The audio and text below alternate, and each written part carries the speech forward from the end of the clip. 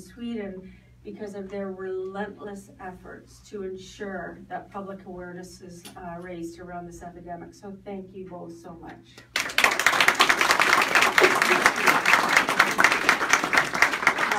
Our other staff members who are in the building but not able to join us at the moment are Barb Oglesby, Sandra Lynn Coulter, who's actually at the police station at a meeting that Dave Postes, who's a police officer, snuck out of. So we're happy to have Dave here, although we miss Sandra Lynn.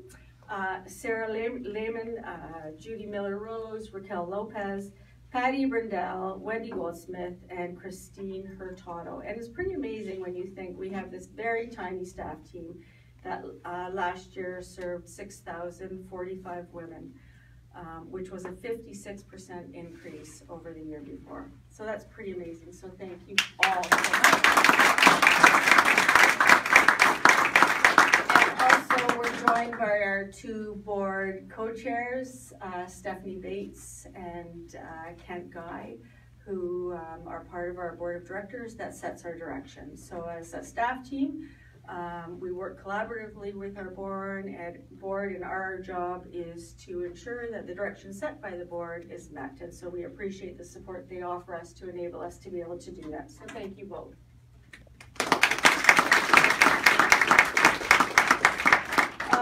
I always love this event, but I also find it really emotional. And actually, when I talk about the lives of women, and particularly women who have been murdered, I do get emotional. And it's really hard to work every single day to try to change the lives of others when you continue to see women abused and tortured and violated and trafficked and forced into prostitution and ultimately murdered.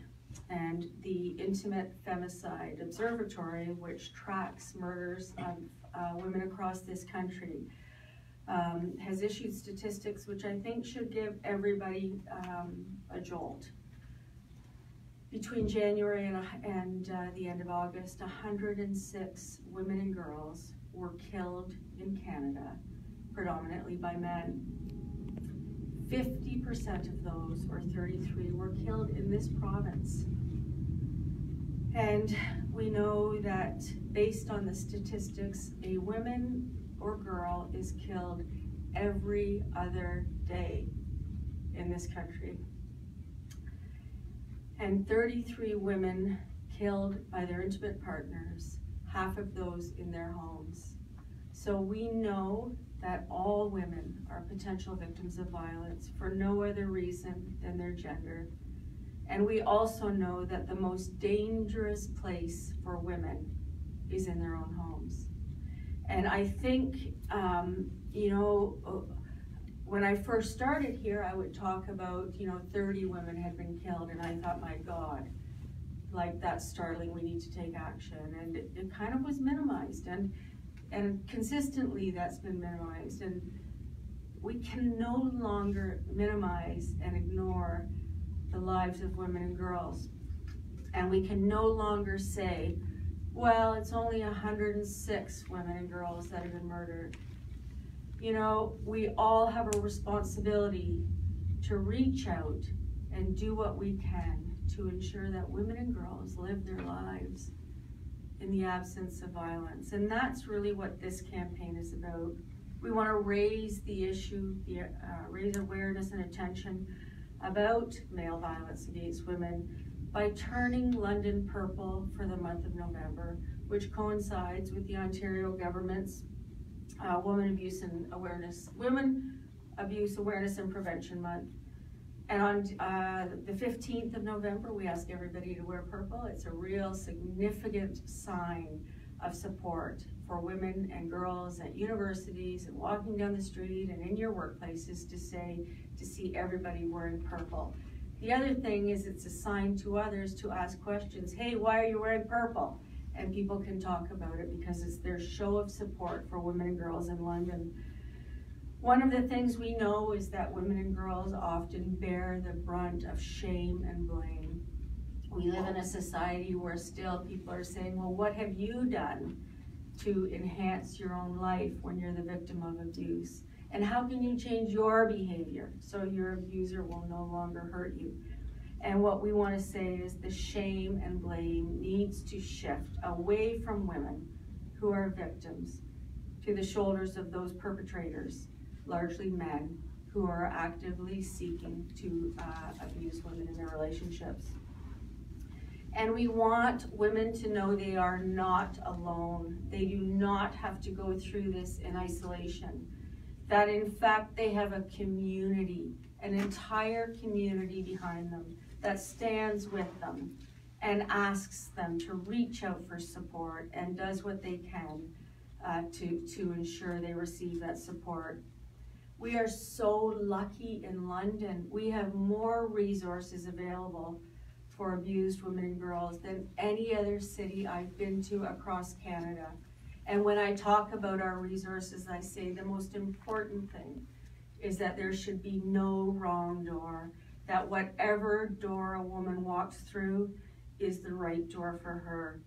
So we are lucky. And no woman in London should ever have to wait for service. There is always an organization available to provide them with the service they need immediately. So today we launch the 9th annual Shine the Light on Women Abuse campaign. It's interesting because I should probably point out one thing, that this campaign actually came to us when a board member went on a vacation to New York with her police sergeant husband, Dana and Ian, last name? Johnson, I'm sorry.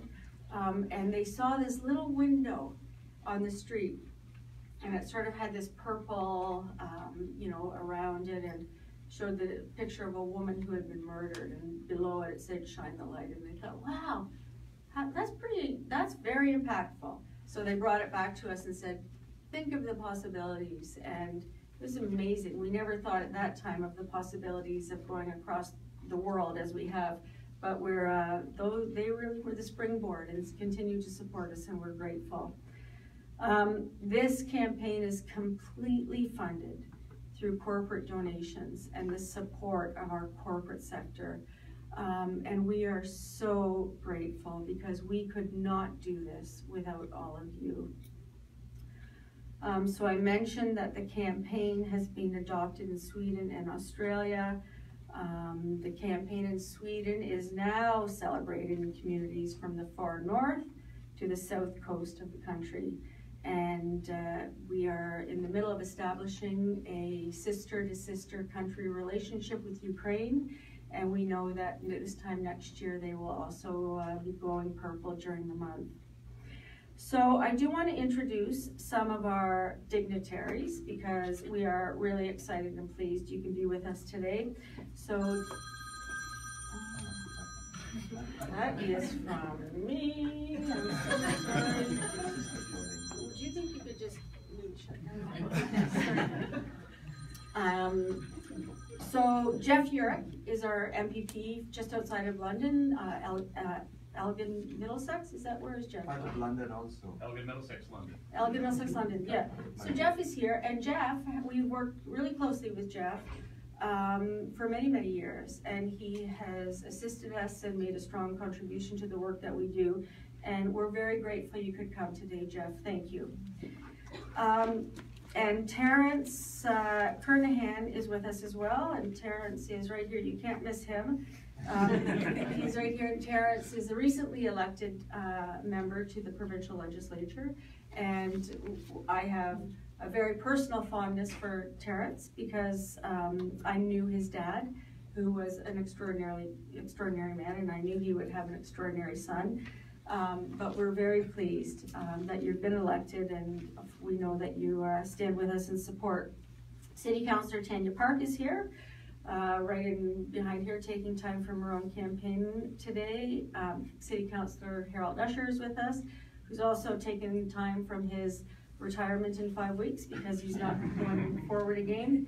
And Mayor Matt Brown is here in the back, and we appreciate everybody being with us today. We're joined by members of the London Police Service. In addition to Dave Posty, we have Sergeant Inspector Christine Weston with us, as well as Kathy Fountain. So thank you for coming. We've received many, many regrets from our MPs because they are sitting in the House of Commons in Ottawa today and not able to attend.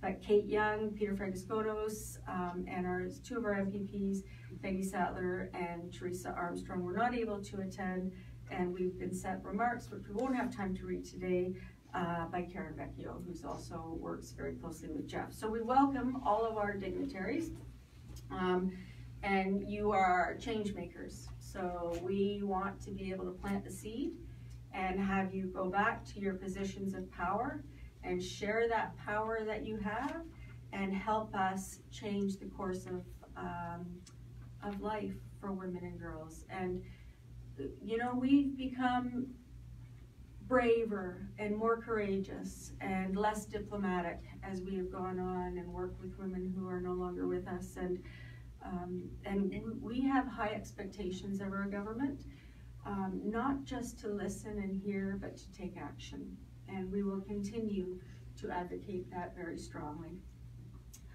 I would like to introduce our keynote speaker today.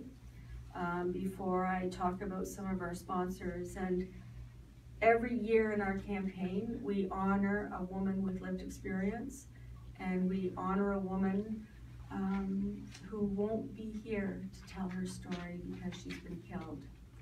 And this year, our woman with lived experience is really brave and courageous, and is stepping into the limelight in her desire to change the course for other girls. Shani Chalk is a young woman whose photos were posted online as an act of revenge porn by her intimate partners that she trusted to love and to respect her. The experiences of that left Shani with depression, mental anxiety, and daily fear for years. Shani is a courageous woman, an abuse survivor, and she openly shares her experiences to raise awareness about the significant epidemic we face of revenge porn and to prevent other girls and women from becoming victims. Shani, please join us.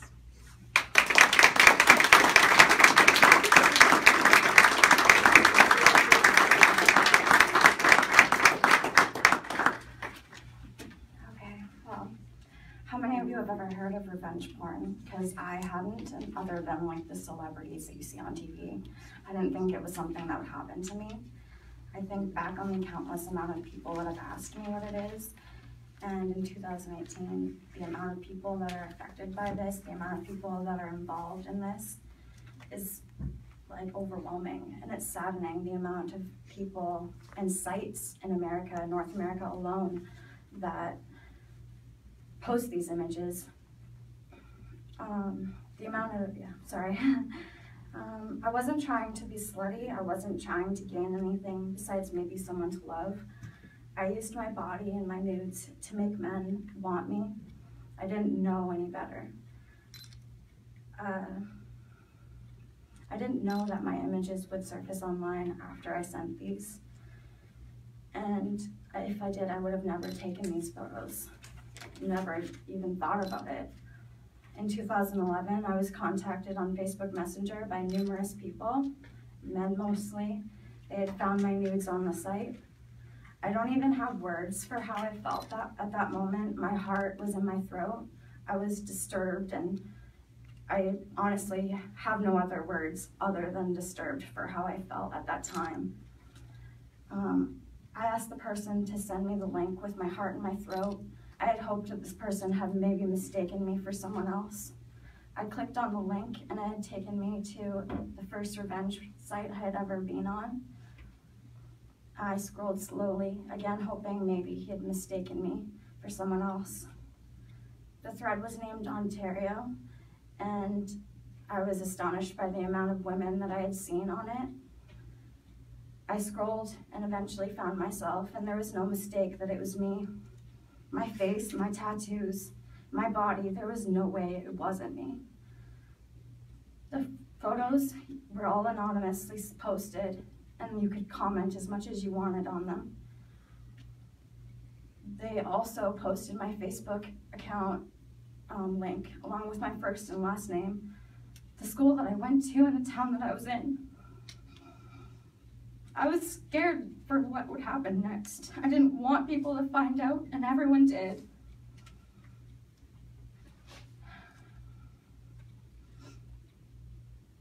Sorry, I've lost my spot.